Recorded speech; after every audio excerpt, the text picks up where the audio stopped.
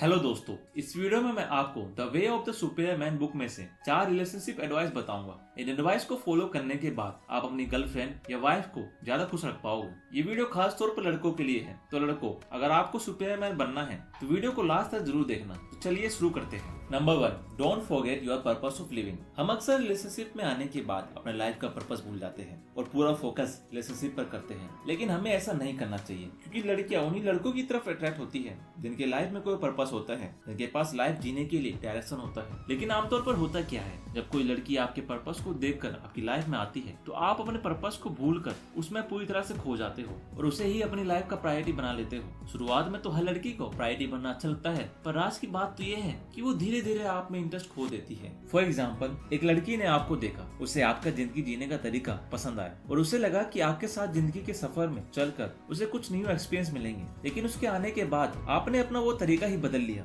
आप तो रुक ही गए और पूरी तरह से आप उस लड़की में खो गए। अब होगा ये कि उसे आपके साथ इस सफर में चलना बोरिंग लगेगा और वो किसी और इंटरेस्टिंग हम सफर की तलाश करने लगेगी। तो हमेशा याद रखिएगा, अपना पर्पस कहीं मत भूलना, वरना आपकी गर्लफ्रेंड आपको भूल जाएगी।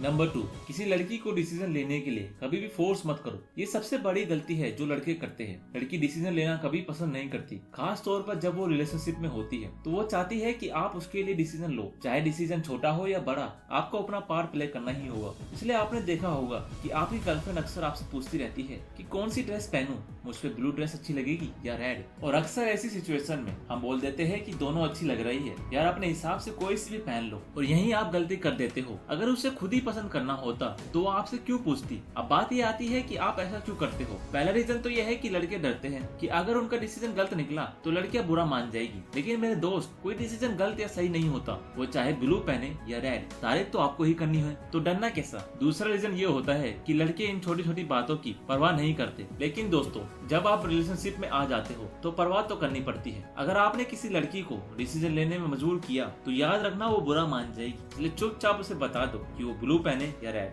और उसे कभी मत बोलो कि तुम्हारी मर्जी, जो चाहे वो पहन लो। नंबर 3, उसकी ना में भी हाँ होती है। ये बहुत क्रिटिकल पॉइंट है। ये बात तो सदियों से चली आ रही है कि लड़कियों की ना में भी हाँ होती है, लेकिन फिर भी लड़के आज तक इसे समझ नहीं पाए। अगर आप अपने किसी दोस्त के साथ बाहर जाते हैं और उससे पूछते हैं कि आइसक्रीम खानी है, तो उसने कहा नहीं यार नहीं खानी, उसका मतलब है नहीं खानी। लेकिन अगर आपके दोस्त की जगह आपकी गर्लफ्रेंड होती और वो कहती कि नहीं खानी, इसका मतलब ये भी हो सकता था कि उसे खानी है, और इसका मतलब ये भी हो सकता था कि उसको सच में नहीं खानी। अब उसकी ना असल में कब ना होती है और कब उसकी ना में छोटी सी हाँ छुपी होती है, ये समझना तो आपकी जिम्मेदारी है। इसके लिए आपको उसको समझना होगा, थोड़ा ऑब्जर्व करना होगा। जो लड़का इस मिस्ट्री को सोल्व करने में माहिर हो गया, उसकी गर्लफ्रेंड उसको कभी नहीं छोड़ेगी। लेकिन लड़के इस बात पर गुस्सा हो जाते हैं कि यार तुम सीधा सीधा क्यों नहीं बता देती। लेकिन मेरे दोस्त, इसी में तो अट्रैक्शन छुपा होता है। अगर लड़कियां भी लड़कों की तरह सीधी सीधे बातें बता दे तो रिलेशनशिप में अट्रैक्शन नहीं रहेगा। और लड़कियों की टेंडेंसी ही ऐसी होती है कि उन्हें सरप्राइज लेना और देना दोनों पसंद होता है।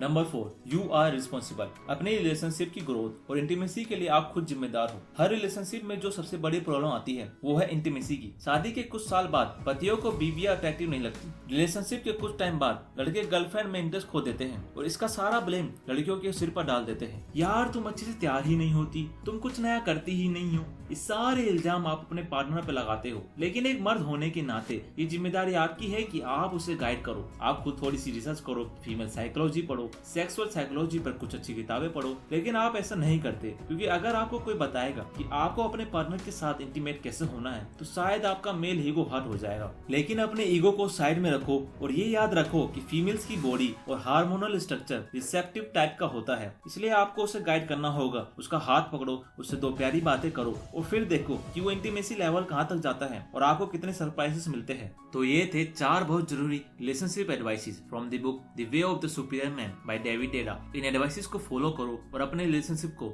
फॉरएवर वाला रिलेशन बनाओ। अगर आपको ये वीडियो पसंद आए तो इस वीडियो को लाइक जरूर करें। Thanks for watching.